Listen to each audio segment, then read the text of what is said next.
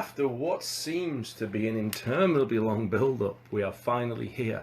And in fact, it's only been 3 days, but that's okay. Okay, so welcome to the debut episode of The Baying of the Hound. So today, my very special guest is going to be Sarah-Jade Folk. So when she joins us, we'll bring her online shortly, and we'll do some Q&A with her, get an insight into her sounds, sights, experiences, and joys that she's had in all her years of martial arts, and indeed everything else that she's done in her life. One of the awesome things that Facebook and this new technology allows us to do is give a real genuine face-to-face interaction with people that normally you have to do the big recording studios and have to go into a lot of detail with it. So I'm keeping this deliberately low tech on purpose, and there's several reasons for this. One is it does make life really, really, really simple. So when I'm actually doing these podcasts and doing these broadcasts and things, then I can turn on, I can turn off, I can post, I can update. There's not an awful lot of pre-prepping goes into that. Downside to that is, of course, you're getting the hound raw, unfiltered and honest. And as I mentioned in an earlier video, that can be a bonus or it can be a detriment, because sometimes my enthusiasm and my opinions can get ahead of me. But that's all for all why people tune in for me. Okay, so today, as I said, Sarah-Jade's actually going to be my guest. So when she's online, then we'll bring her on camera. So one of the reasons I decided to do a podcast like this is because A, everyone else is doing it, so hey, why not, you know what I'm saying? But B, it's a way that often I get lots of questions via Facebook, via instant messenger. People will text me all the time and they'll ask me questions on a topic, and there seems to be a lot of similarities in the questions that are coming. I have an expertise in self-defense, legal, ethical and moral ramifications. It is, after all, my forte. 20 years in law enforcement, classified as an expert in 3 countries. You know what? You get asked a lot of questions like that. So I find myself often offering the same advice. So it's a very, very easy way for me to have a repository of the information. So when people ask me these generic questions, I can often give a pre-prepared answer, or I can refer them to a podcast where I addressed it before.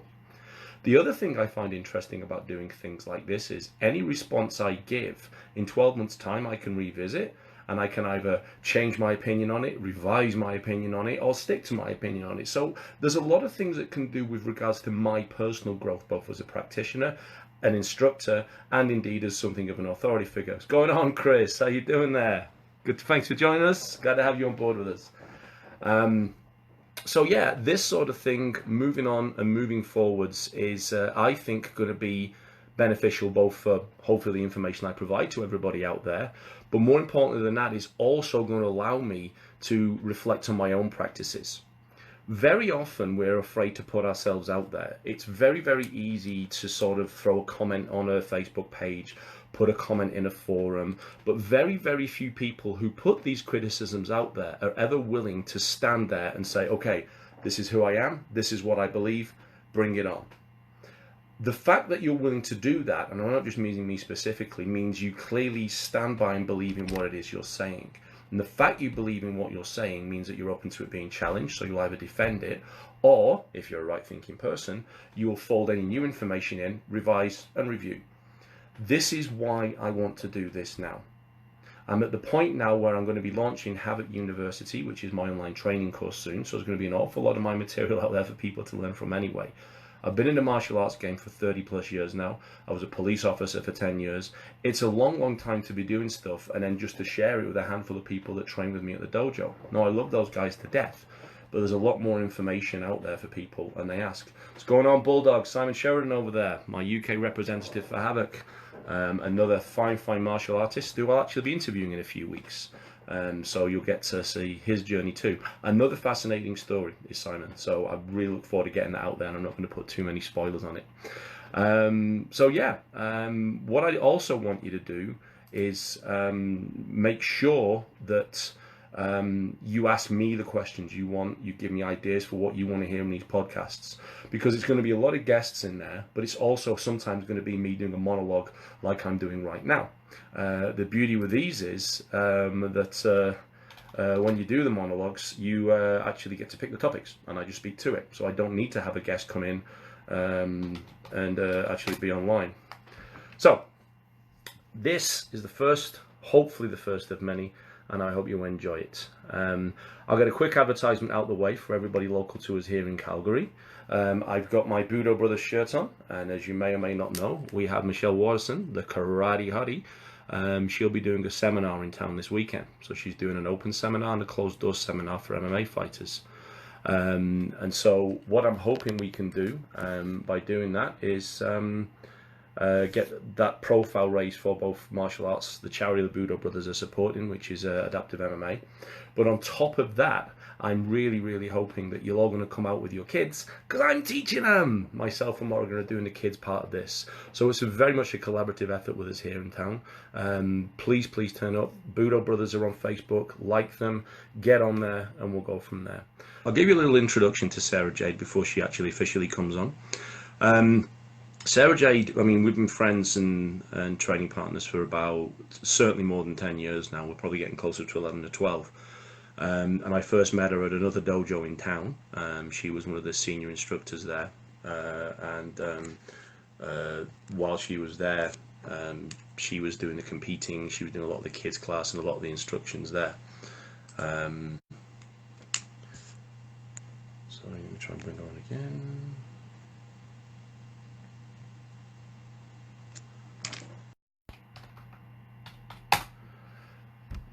Of technology. So as I said, she was one of the instructors there. So one of the very first times I met her was actually at an open sparring session.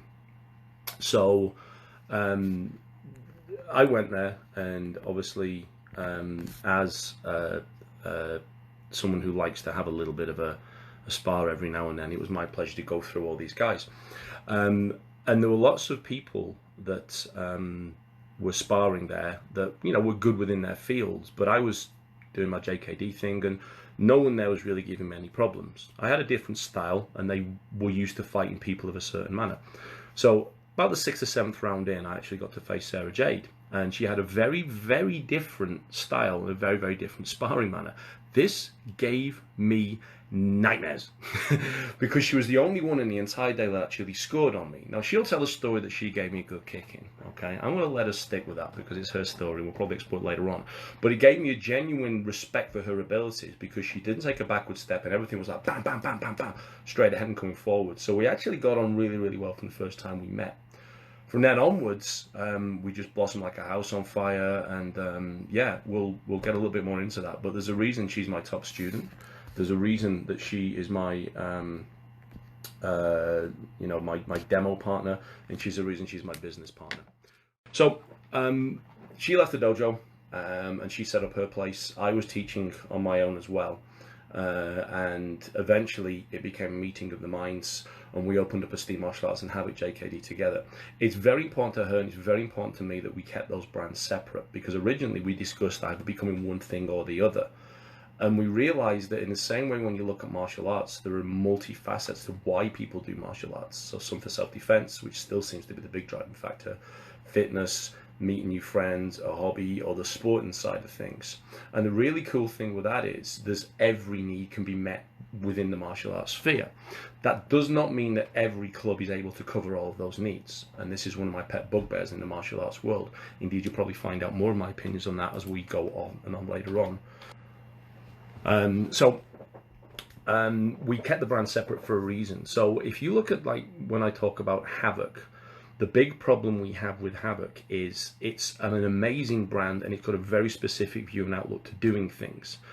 The fundamental issue is, though, you do not want to send a child to a Havoc class because there's nothing a 4-year-old child can do in a Havoc class. It's a lot of headbutts, it's a lot of elbows, it's a lot of, you know, relatively savage stuff, because that was the genesis of the system. By the same token, you also get people that when they're starting martial arts for the first time can be a little intimidated, can be a little in awe of what's going on with it. And for those people to come into a class called Havoc, although we do welcome everybody and we can take you from start to finish, it was very intimidating for them. Esteem Martial Arts, I love the name and I love everything that it represents. And we have a saying within Esteem that esteem is the reputation that you build amongst yourself. So this is one of the great features of martial arts. Not everybody's interested in self-defense, not everybody's interested in teaching, not everybody's interested in doing the hardcore stuff. So for those people, the name Havoc can put them off. Right or wrong, it puts them off. Esteem, on the other hand, is a little bit more welcoming and it brings the people in. So this yin and yang, this duality of martial arts is why we kept the two brands as two brands, because it's important that people do things for different reasons, and we wanted to let them know, you know what, we can meet those reasons for you. History is actually important. I don't want to give too much away because we'll flesh a lot of it out as we have the conversation. But the coming together of the two branches was because our mindsets aligned. Even though we have our own skills and our own areas, and Sarah-Jade does look at me as the senior coach and the senior instructor, because I am, both in terms of experience and both in terms of anything else.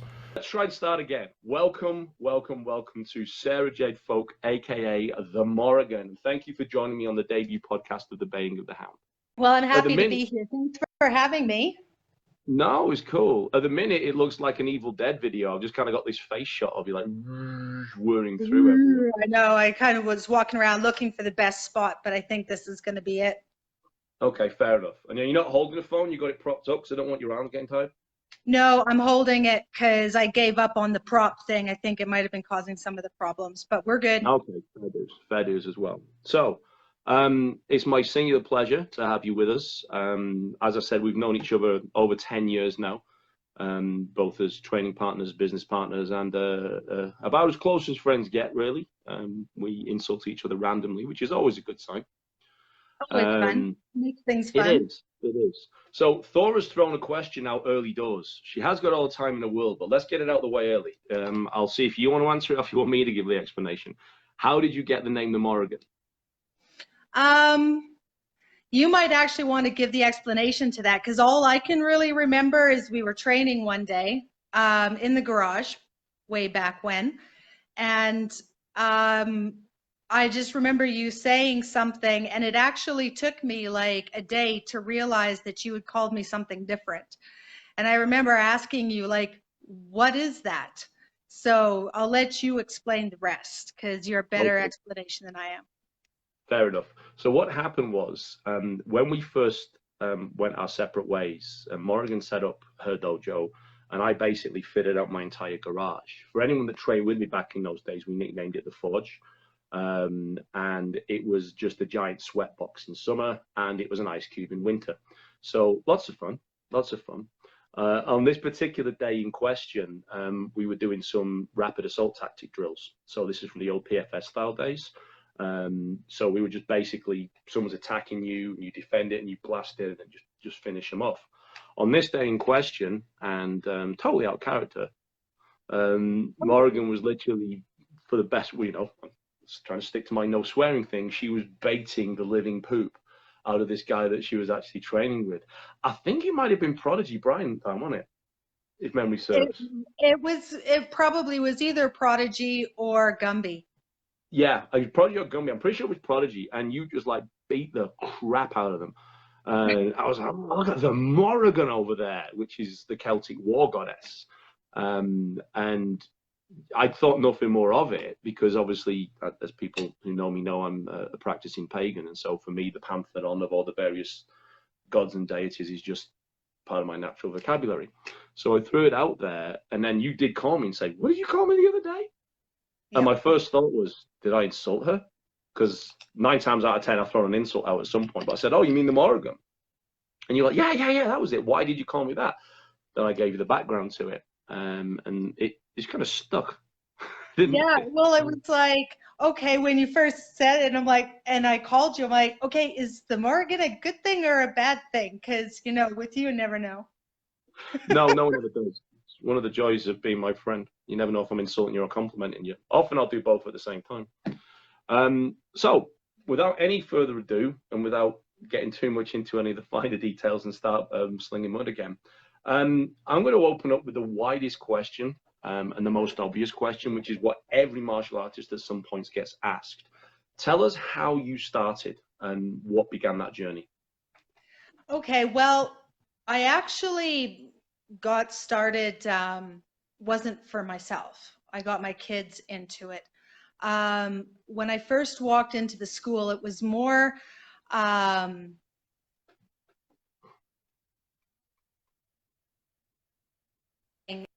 there you go. You froze a little bit there, so we might have lost a little bit of that. Okay, so Haley was doing dance in the same building, in this, and the studio that we ended up going to was in the same building. I wanted something for my son for the same reasons as everybody else, a little bit of discipline, to learn something, and I was hoping that it was going to be in the same time frame as Haley was doing her stuff because I had 8-month-old baby at the time as well. And so basically, I got Gavin into their 3-4-year-old class. It was 3 to 6 because he was just 5, and Haley was doing dance. And the timing was off a little bit. So Haley would come in, and she was finished her dance when Gavin was starting his karate class. And she started wanting to do it, and then she ended up giving up her dance for it. So I was basically just coming in, sitting on the sidelines with Olivia. She was just itty bitty tiny. And as time went on, I thought it looked really cool. It was something that I might want to start up, but just having a baby, I felt I was overweight, needed to lose weight, and it actually took me a year of not changing anything, still sitting on the sidelines, before I was like, you know what? I'm going to either do it or I'm not. So Olivia was 18 months old, and I just decided to do my first class and did it. And I did it with the kids, and then everything exploded. I loved it. Absolutely loved it. And yeah, don't wait, just do it. Right? The time is now. So that's how I got started. It was something to You've do with always, my kids. yeah, you've always been an all or nothing kind of person as long as I've known you. So you don't like dip your toes in. It's like straight in like a dive bomb, or you don't Yeah, bother. and just get in there, do it, and I loved it. You've always had a slightly sporty background, though, haven't you? Even before the martial arts. Always. When I was a kid, my parents put me into just about everything. I did soccer, which they pulled me out of because I kept headbutting the ball. Would go straight. Well, at Couldn't least that hand put in good stead for later on. It's like it straight in the face every time. Bloody nose. I come home from games with bloody nose every time. So I was in that. Tried dance, roller skating because I grew up in New Zealand. So um, they didn't do ice skating. They did roller skating there more. Um, Rode horses, and by the time about a year and a half before we left New Zealand and back to Canada, I got into competitive swimming, and hmm. just I loved that. So it was one of those things where I was, 15 years old and spending so many hours at the pool training. And I think that that's what gave me the background. I fell in love with it and just, again, was just like always wanting to do it. So yeah, it was, I was very competitive there.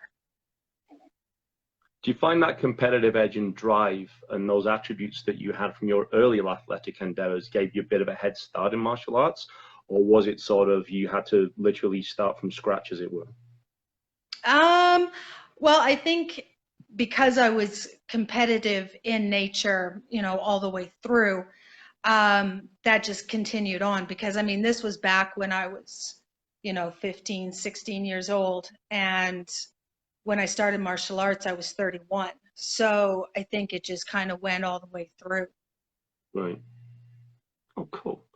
What is it? Because let's be honest, you've developed at a meteoric rate, certainly within the system as I've been training you. So was this something that you instantly were like, yep, this is the right thing for me, or was it more of an organic realization of that? I would say it's probably more organic in the fact that I didn't realize how much I would enjoy it because I was just watching. Mm, Um, but I didn't really have any type of background in martial arts. I did a very short stint of judo when we were living in New Zealand, but the school that I was going down to closed down fairly quickly after I started. So I was only in that, I don't know, not very long, very, very short period of time. And I kind of enjoyed it at that time, but I was super young. But other than that, I didn't have much for influence. Um, so when I started, it was just like I liked the movements and I liked the way the forms looked, and that really resonated with me. So when I was doing it basically before I even stepped on the mat, I was having Haley teach me. So I was making her practice at home, and she was teaching me the forms at 7 years old. So before I even stepped on the mat, I knew the first 3 forms just from doing it at home with her. I just thought it So was cool. one of the ironies being, as you now are Haley's instructor, she was technically your instructor way back in the day as well. Kind of a flip flop. That's kind Yeah. of cool. Yeah, it was one way to get her to practice, right? No, I can't argue with that. I wish I could work it with Heath. But there we go. Too late. So from starting then, I mean, obviously a relatively, roll your sleeves up and give it a go kind of a beginning. Do you find in your experience that that's a typical kind of thing, or is it an unusual way to start? No, I think it's kind of an unusual way to start because there's only been a few, just in past experience, there's only been a few people that I know that have actually jumped in and joined with their kids. I don't know if it's just they don't realize, and I mean, it would be great for more people to do that, I think, because it's something you can do with your kids, a physical activity. But also it makes you realize just how difficult it is, especially for kids getting on the mat and learning basically how to be in touch with their bodies. Kids are all over the place. So, I think it would be a good way for people to start. But I think that most people that are starting, it's through the kickboxing or that kind of thing, and it just kind of expands from there. I I think mean, one of the beauties is, and it's certainly something we always try to encourage, is that you don't have to go all the way to the touchdown line. If you want to spend your entire career at the 10-yard box just hitting the back, that's fine. There's nothing wrong with that. And everybody comes in for different reasons, and everybody stays for different reasons. And I think as martial artists, especially if you pay attention to the online communities and the comments and things that are going about there, if you're not training for a life and death struggle every single session, it's a waste of time. We've never really done that, and I know certainly you never have looked at everything like that. Although you take your own training very seriously, you've always had the ability to recognize that other people do it for different reasons. Why is it that you think you've been able to have this wide vision of things rather than this almost myopic blood or guts approach that seems to be prevalent today? I think mostly because I started teaching very, very quickly into when I started training. Like I was teaching when I was a green belt, I think, and I had only been in martial arts and doing martial arts for about 3 or 4 months before I taught my first Little Dragons class. And so I hadn't been in it very long. So I think it was more starting off with the kids, and I was teaching adults later on that I realized everybody does it for different reasons. I did it because I thought it looked cool. That was my very first reasons for doing it. I realized very quickly that I liked it for other reasons, especially once I started sparring. That was kind of it for me because, I mean, the forms were awesome and they were fun to learn and fun to do. And I mean, I was borderline obsessive learning them. But I mean, once I started sparring, that was it. That's all I wanted to do. I liked fighting. And then after that, it became a progression of, well, I'm learning these things, there's got to be more. And I realized that from very, very early on, there had to be more because self-protection and that kind of thing wasn't super focused on at the time that I was doing it. So, yeah. We might revisit that. Saw that. Yeah, no, not swearing. An eyebrow raise doesn't count as swearing. No, you're still very good. Thank you. So, sorry. So that was when, and especially once I started training with you and really getting into touch with that. So for me, it was a progression. So I realized it early on, I think, that for everybody, everybody's coming into it for a different reason. I mean, what better reason for mine was, oh, I started it because it looked cool. You know, like, I can't you know, think of a better reason, to be honest. It's like, this looks awesome. I'm going to try that, you know. exactly. Who knew? Who knew? Who knew So, it was going to take over my life? fleshing out a bit more then, because we touched on how you got started and we kind of like chisel into that. Tell me, just give me a overview of your martial arts journey so far then, and what you've done in your experiences. So basically starting from like it looked cool on. Hmm. So yeah, it was doing that and practicing with my kids so that I could help them. I got them into competing. Just I thought it was a good progression for them because I mean it was fun, right? So I wanted them to keep going. So that I think was the natural progression from just doing it to using the attributes that they were learning. And then I figured, well, if they're competing, I might as well try and be a good role model, right? So I got into the ring and really, really super enjoyed it. And then from there, it just went on to the you came in. And then I was going from just local tournaments to provincials to nationals because I didn't know how long I was going to be in the competing section of things because I mean I was already coming up to 35. So just went ahead and decided when I did not too bad, not too shitty, as in See, no, you just started swearing. You ruined it. You know. I beat you to it. Beat you You to the did, punch. it's true. Not too shitty. At the provincial level, so then I qualified for nationals. So I just decided to jump in with both feet and try that. And even that first year, I took silver at the national championships in Ottawa that first year. So that's when I decided, well, if I'm going to, travel to Ottawa and do this, I might as well keep on the roll and give World Championships a shot. So that first year I went to World Championships and didn't medal that year. It was great experience. Second year, did the whole thing again, provincials, took silver in nationals, and that year I did light contact for the first time, and I medaled that year. And that was kind of the end, sort of the beginning of the end for me. So in the competing section. So once I finished with that, then I started focusing more on my training with you. And that was when more of the self-protection and the jiu-jitsu was starting to come in. And that one was a tough for me. The jiu-jitsu one was tough. So that took quite a lot of focus. And then it was shortly after that, after that I finished at that school and opened up my own. So you mentioned the jiu-jitsu was a challenging. What did you find was the most challenging aspect of that?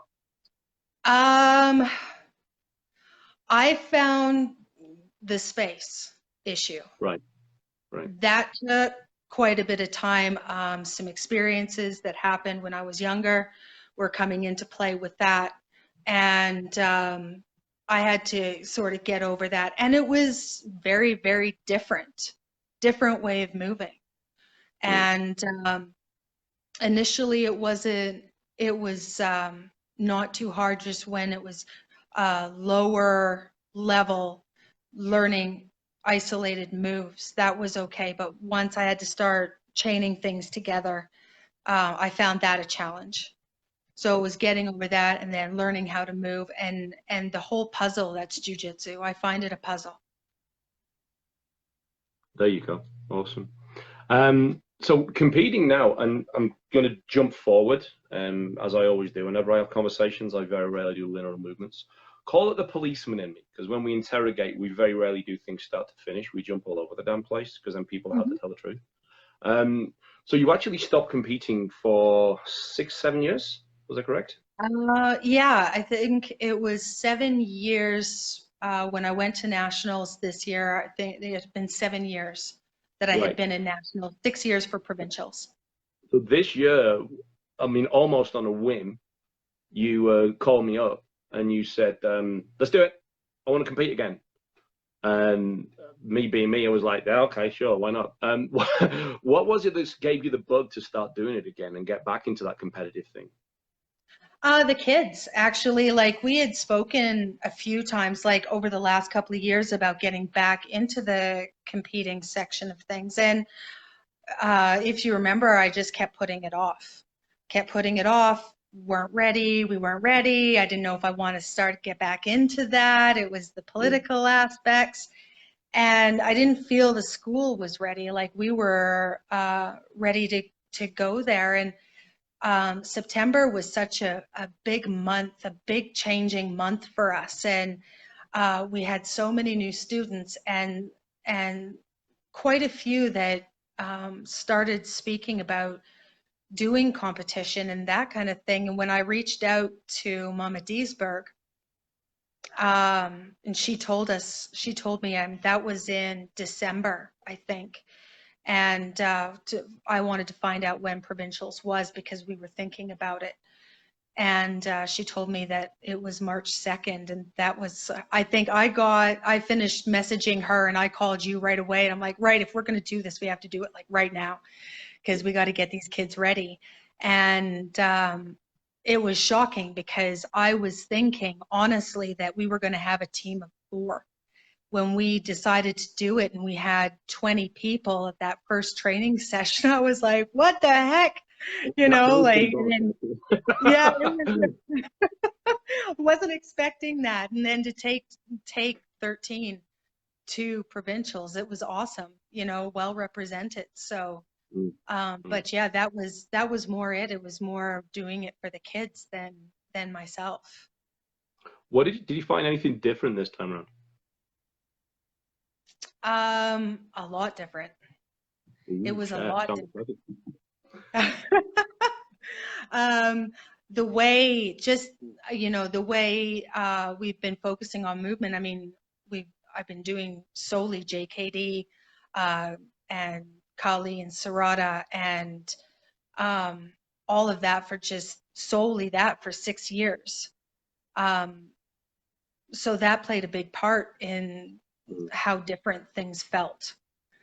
Um, allowing myself to do those two, because I mean it was a bit of a struggle for me for the first few weeks when we started training again, because it's like um you know past way I trained was trying to creep in but wasn't gelling so well with the way that I've trained over the last 6 years.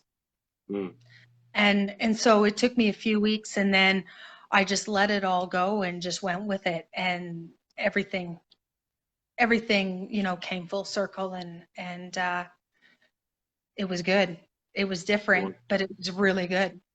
It was kind of terrifying for me. And I remember on the day in question, I was running around like a Mm. badger with a rocket up its backside because I was watching you guys compete and I was sprinting from one end of the thing to the other as the coach because although I wasn't competing myself, I was terrified because it felt almost like I was putting my methods on trial, which was the JKD approach, like you said, the Sarada approach. And my genesis in martial arts back in the UK with Shukakai Karate, I trained under Sensei Lee Coffey over there, and guys like Alfie Lewis and Kev Brewerton and all those guys coming up were who I sort of saw, and that was what I assumed sparring was and should be. So I was cognizant of the fact that you trained a specific way before, and now I was basically almost rewriting the rules that you were accustomed to. Did you find that an adjustment for yourself? What was a relative change of methods for point sparring, or did you find because you've been doing it for so long within the JKD framework, it was a bit more of a natural evolution? When I stopped thinking about it, because isn't that what we always do? We think about it. When you think about it, then everything just sort of, you overthink it, you mess it up. instead of Yeah. just letting it go, letting myself just do what I do. Um, yeah, once I just let it go. And I remember actually we were training, and I think because it was, oh, that was March. So probably, I think it was we'd been training for about a month, Mm. and I found that um, it felt like, how best to describe, it felt like training in mud. That's what I felt like I wasn't moving right, and my timing was off, and and then I remember coming in one day and just going, you know what, I'm not going to fight it. I'm not going to fight it. I'm just going to let it happen. And all of a sudden I was moving and allowing myself to move in the way that I was used to moving, and it all became crystal clear, and it really, really made it much, much easier. I stopped fighting and I stopped thinking about it, and I just flowed with it. And, uh, instead of trying to go back to the way I was, which was just attributes. I mean, I was an attribute fighter before, and suddenly I was watching. And instead of worrying about moving so much, I was watching. I was watching what you were doing. I was watching what everybody else was doing. And then I was flowing from there and doing what I needed to do rather than what I felt I should be doing, if Sure. that makes sense. No, that makes sense to me. I think I should mention to everybody at this point, none of these questions are prearranged. I didn't even tell you what I was going to ask, did I? No. No, good, because I don't want to make you feel like I set up for a Patsy question. She can throw an easy answer out there. I deliberately didn't do that because I want these honest responses. This is actually one from Carol. Hey, Carol, how you doing out there? And she threw this question out earlier. I have my views on it. I'm going to ask you the question because I suspect they'll align, but it might be a different response. What's the most important thing someone can do to improve their sparring? Yes, she says she knows it's a big, wide question. What do you think that is? Okay, that is a big one. I mean, there's no simple answer there, and I think the answer could be pretty different for a lot of people depending on how they fight. Um, Honestly, I think the way you have to look at sparring is it's like an alphabet. So when you're learning how to read, you do things in steps. So the first step in reading is learning the alphabet. So you learn A to Z. You move on from that, you learn how each letter sounds, you learn the rules of reading, you start putting those letters together, putting the combinations together, and then you eventually learn how to read. And I think sparring is very much the same, the sparring alphabet, right? So Mm. you've got you've got your punches and kicks. You learn how to do your punches, you learn how to do your kicks. So whether it's roundhouse kick, side kick, you learn how to do those in isolation. So that's part of the alphabet. The other part of the alphabet is the footwork and the movement, and it's the timing and the distance. And the other part of the alphabet, the big part, I think, is the strategy.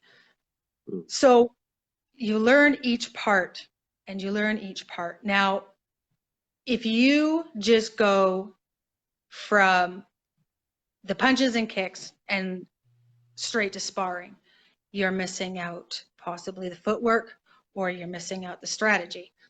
Or you're going to take the punches and kicks and you're going to learn the footwork, you're going to possibly miss the strategy, and then you're going to try and spar. Now, if you're doing one or two parts of that alphabet, it's like reading. If you learn only half the alphabet and then try to learn how to read with half the alphabet, you're going to be missing and only going so far in your reading.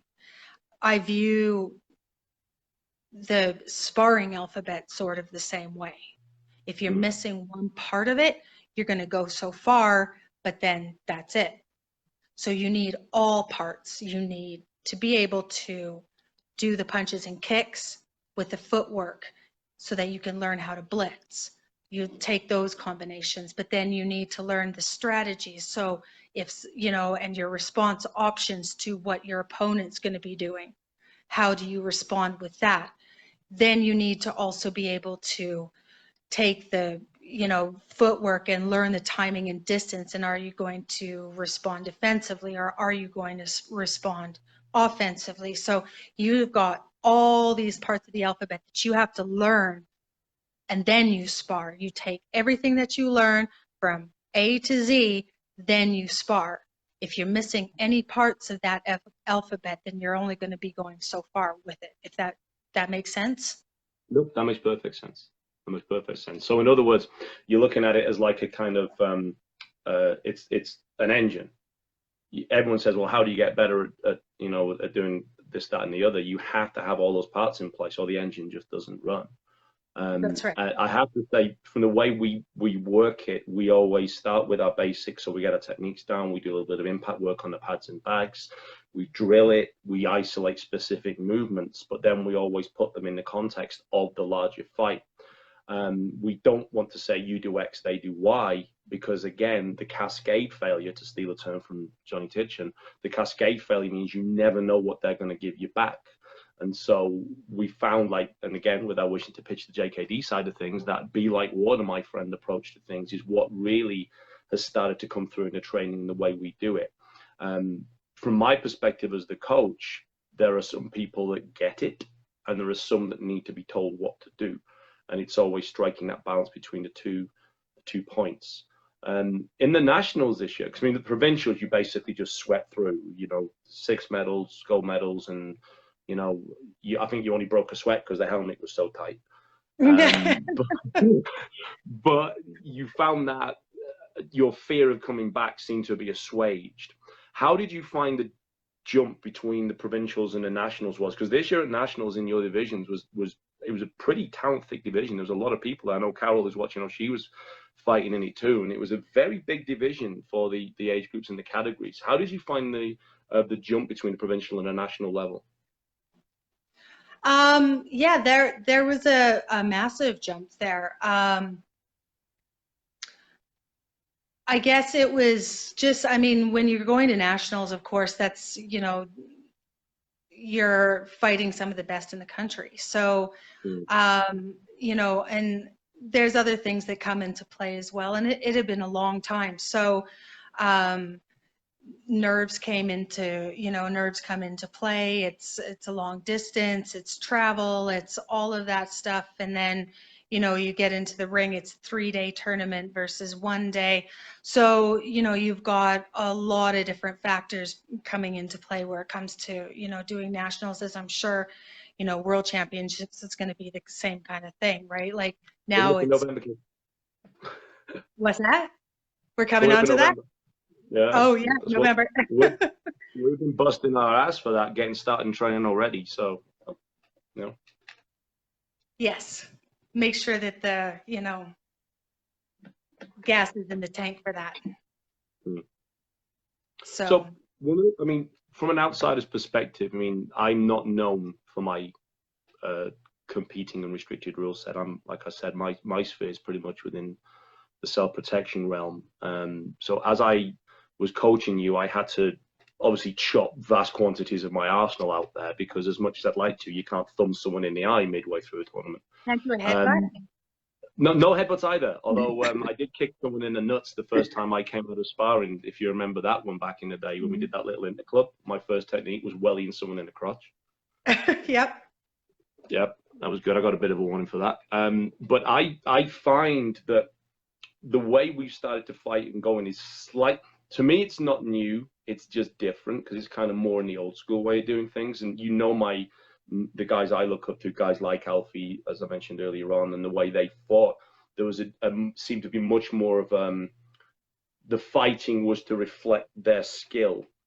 Whereas I saw the game over the years, and it's not a knock on anybody that does it, because this is the way all arts and sports eventually go. It became almost an art in and of itself. So the art of, I'll take Taekwondo as an example. The punching's terrible at Olympic level. It's just all the kicks and things like that as well, simply because that's what the rule set rewards and prefers. Not better, not worse. It works within its rule set. So have you found the big adjustment? Because we're bringing a very different style to the tournaments now. And one of the things I noticed from the sidelines as the coach is that you were scoring points that weren't being recognized, and other people were missing by a New York mile and they were getting the points. Do you think this is going to be an evolutionary process for the judges, or do you just think it's a case of you just have to put a bit more of a stamp on what you do? I think it's going to be, I'm going to have to put more of a stamp on what I do Hmm. because it is different, Yeah. and one of the big things that I didn't notice it so much at provincials. Um, I think just because the way things were going there, I Hmm. mean, 10-point spreads. I mean, it Well, you didn't didn't really matter give them quite much so of a much. chance to not score against you. It was like boom, boom, boom, just like wrapping them out there, you know. But at the national level, it was that much closer. Yes. Um, you know, you. So I think it's going to be put more of a stamp on it.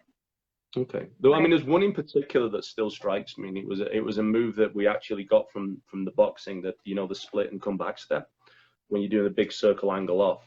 Yes. Very, very common in boxing. And so your opponent came in and they whistled, and you literally just pivoted it all the way off to the side. And I always describe it as like the scene in Spider-Man when a fist goes whizzing past his head like that, and boom, he just came right across the line. And it was beautiful. I got excited not only as a coach watching my fighter do well, but to see a freaking awesome technique that we drilled for so much just clearly represent itself so viscerally. Yet your opponent got the point. Now I was like, oh, one of them there things. You look like you were going to break the Carly sticks out and wreck the hall. Um, when that happens, how do you deal with that frustration? Because there's kind of a metaphor for everyday life there. Not everything's going to go the way it should go. Not everything's fair, and we don't always get what's due to us. How did you cope with that frustration, knock it down, and proceed going forward? You know what? Going into competition, this happens. Mm-hmm. It happens to everybody, not just me, not just, anybody. It happens to everybody. So it's one of those things that you just take a deep breath and you move on to the next point because that's all you can do. Move on So to the next one, and very much maybe be next present. time they'll do the opposite, right? They'll all get a Yeah. point that was perhaps should have been for them. Okay. That's the way you have to look at it and the way you move on from it. So very much just be present in the moment, because the past is the past and you can't do nothing about it. That's right. We should That's put right. that on a shirt. That'd be awesome. Okay. So, I mean, again, I'm conscious of the time. I could literally talk to you all day. In fact, we talk all day lots anyway and things, but I want to just change tack slightly. Um, Controversial topic to touch on from time to time, but I'm going to come out there and do it because, hey, it's the baying of the hound. We're not ashamed to shy away from controversial topics. As a woman in martial arts, a female, however you want to put the terminology in there, often the obstacles you face, both in terms of perception from outside and from inside, are very, very different than I get. I mean, I'm 6'2" and 220 pounds. So, I get a certain kudos just by being a big fella. I didn't do anything to get that. It just happens to be the way it goes. As a female, though, there's almost a current of tokenism within some of the responses and the compliments that people get. You'll hear like, oh, for a girl, she's really good. Now, no, look at that smile. Steady on, steady on. You yourself have always you've always shied away from ever being seen as a woman in martial arts or as a female. And one of the sayings that you put out there, which I still use myself, is there's no gender on the mat. Just talk about your experiences within the martial arts as a female, positive, negative, and what you would do to sort of change that perception. For the most part, it's, not too bad. I mean, I think most people know. Never mind you, I demo with you all the time. So, they see, and I think sometimes that's good because it makes people realize, what, I'm not a delicate petal flower. I'm going to keep on going. It's happened a couple times in the past when I had, first opened Esteem. I got a few calls and met with an attitude of, oh, you're a woman. What are you going to teach me? Patty cake. I actually had somebody say that to me when they called for information one time. overwhelmingly, the majority of people don't have that attitude. I have a couple of times, and we've spoken about it because, especially back in the garage early days. Yes. Yeah, there was a few people that wouldn't train with me Well, there because was I one in was. particular. He got his receipt a few weeks ago, but we probably won't dwell on that. Yeah, probably not. Yeah. So, but I mean, as I don't run into it as often, as I Mm-hmm. used to. And I think that's a lot to do with videos that have been put out and that kind of thing. But no, there's no gender on the mat, and we shouldn't be training any differently, because for the most part, what does that do to help me? If, we're going on the mat, we're training, this is the safe place. Yeah. This is if you're going to go halfway with me, how does that teach me? Whereas if I'm out on the street and something happens out there, the person's not going to be going halfway. And that No. was always the way I looked at it. And, I've run into a few people who have spoken to me outright about how they don't like how hard you go with me.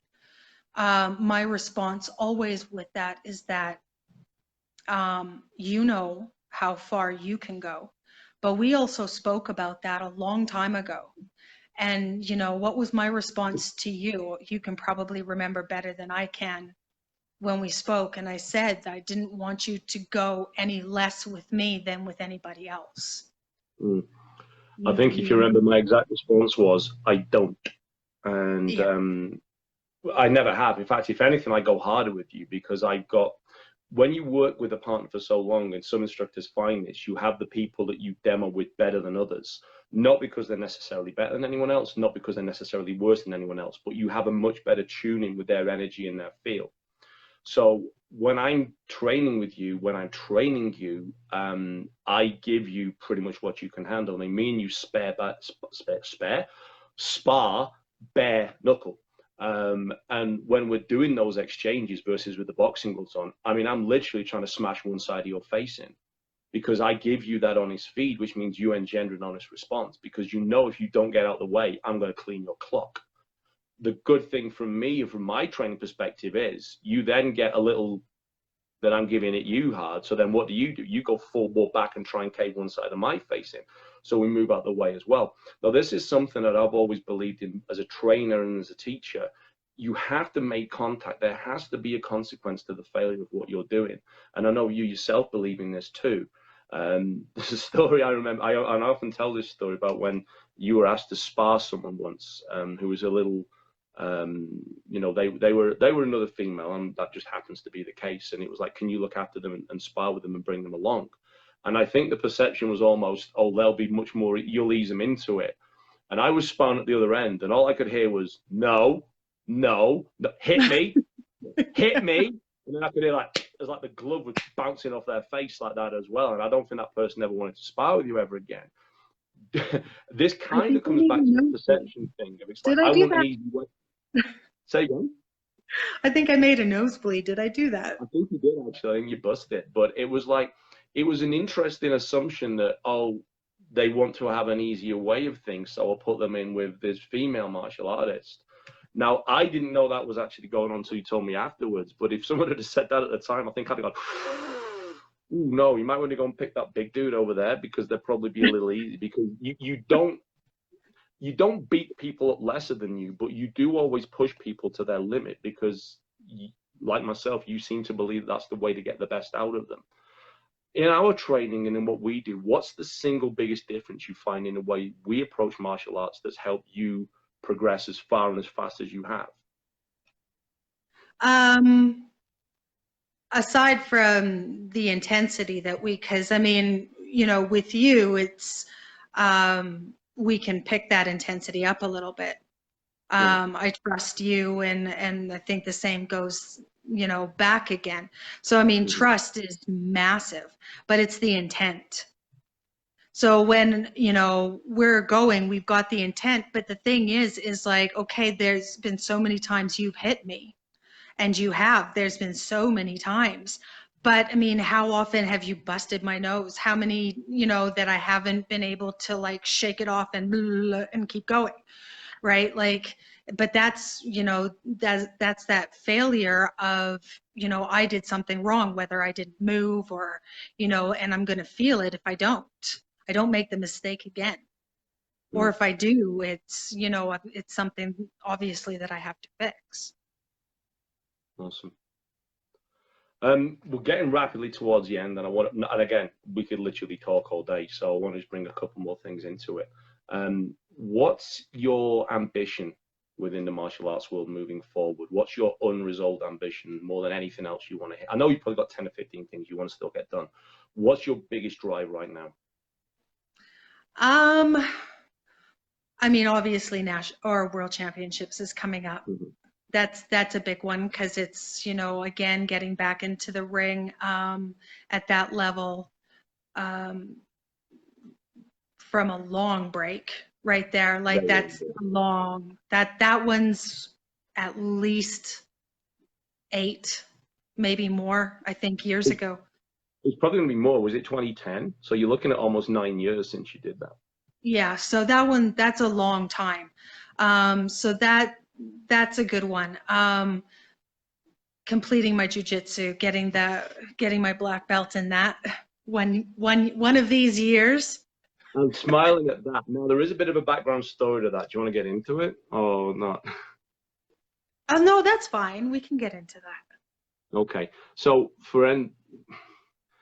again, not naming names, not naming the way things to do things, but martial arts are done a specific way. Now, I can pretty much put a finger on the point when there was a change in your mindset, which I like to flatter myself was kind of the snowball effect towards a steam starting up. I know there was a million and one things going off, but I'm showing off because it's my podcast.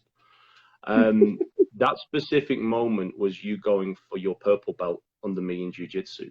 Do you want to just share what happened?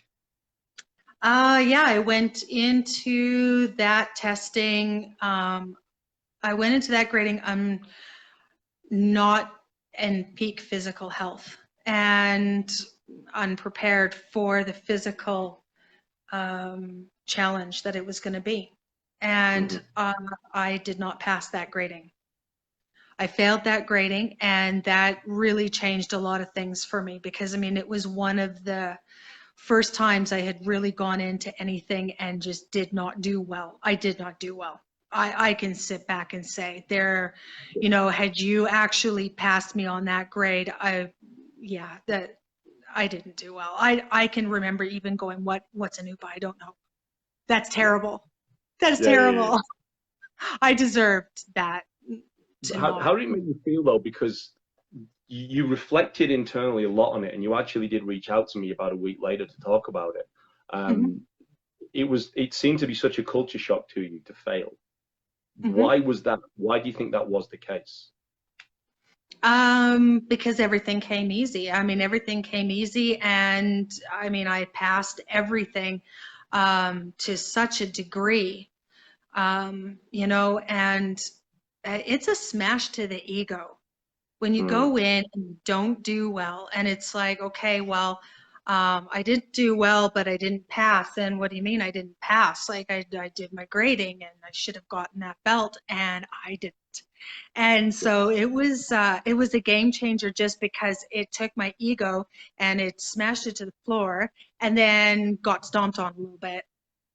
So, it made me sit back because, I mean, when you don't do well in something that, you believe that you're actually good at, and you don't do well in something, it makes you stop and think.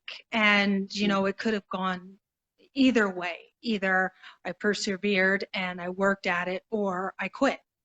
And there's yeah, so many people that quit. So many, oh, I didn't do well this one time. I'm going to quit. Either that or they don't know because they're just past the belt anyway. yeah. Which is worse in many ways. Yeah, well, you So don't yeah. live up to your full potential. And you're also, when you're giving stuff away, like it's a packet of Smarties or like a free, yo-yo with a goodie bag, you're taking away the sense of achievement, both from the people that have earned it and from the everyone else that's then going to come through the process. How can you be proud of something that you literally pay to play on? Well, you can. It's a personal belief of mine. So even when we do the yellow belt in the jiu-jitsu that I teach, you bust your ass for that. I mean, the guys at the end of the hour are breathing hard. The Highlander Andy Graham out there actually wept at the end of his black belt grading, if you remember, because he was so exhausted, but he was so overwhelmed with the emotion too. And you weren't that far off when you actually hit your brown belt, because obviously you eventually got your purple, then you hit your brown, and you're going for your black very, very soon. And I'm not hearing any arguments to the contrary. But the sense of achievement you've got when you first got your purple, though, it was like you'd exorcised the demon from the past, because that did stick with you quite a while. And eventually, I remember you just called me and you said, "I'm doing it. I want a grade."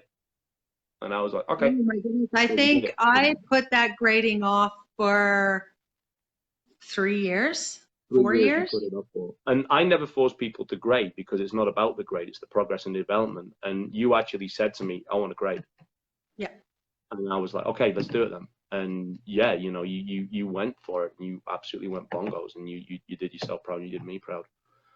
Summing up now, again, we can talk for hours, and I know we're going to be doing more on this, because there's going to be questions and topics that are going to arise from people watching it. This is from the Bulldog over in the UK, Simon Sheridan. What do you feel is the biggest lesson you've learned from martial arts, and how do you relay that to either your own students or to your daughters? Biggest lesson is, you know what, irregardless of age, because, there's so many people, I'm too old to start martial arts. It doesn't matter whether it's martial arts or anything else.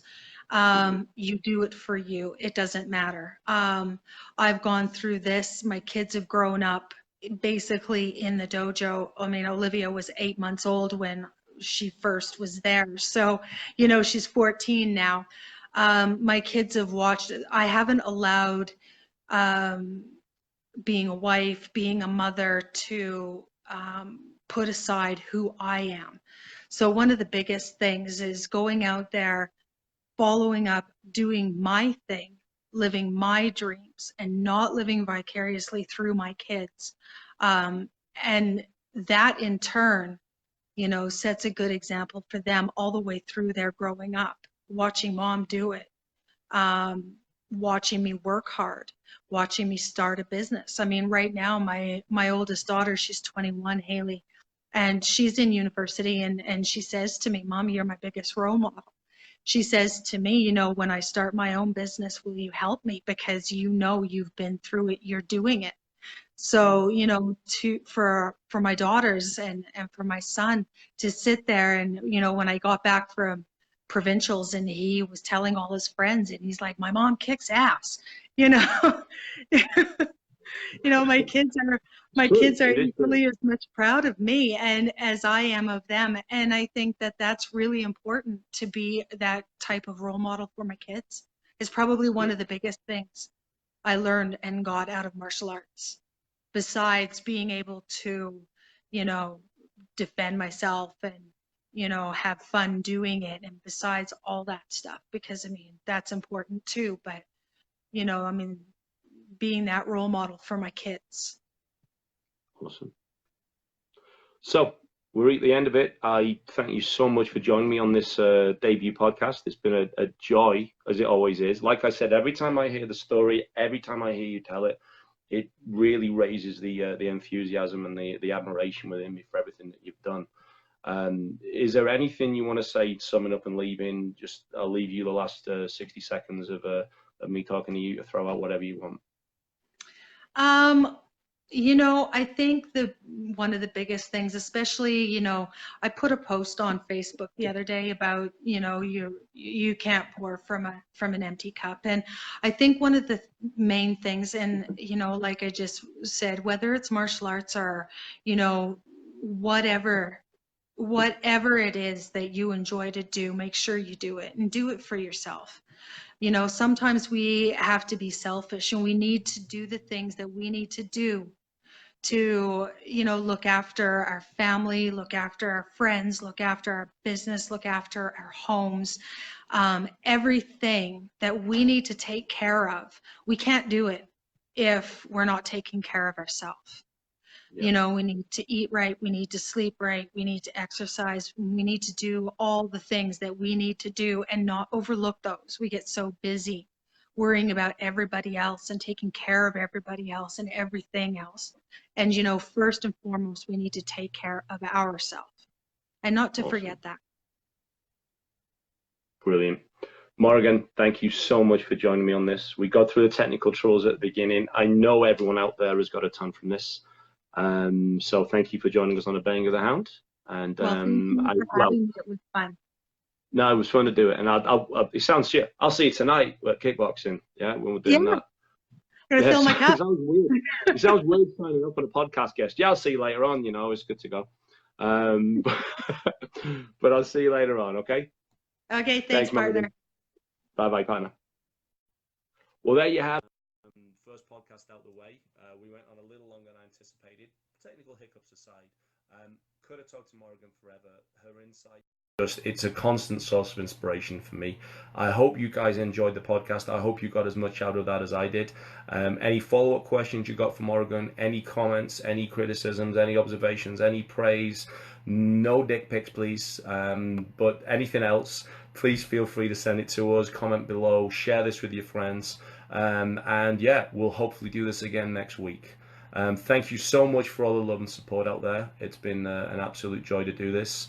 I'm thinking this is going to be the start of some good things going forward. So yeah, this is the Hound signing off. And remember, a hound will die for you, but he'll never lie to you, and he'll look you straight in the face. Have a wonderful long weekend, guys. Whatever you're doing, do it well, and I'll see you next time. Bye-bye now.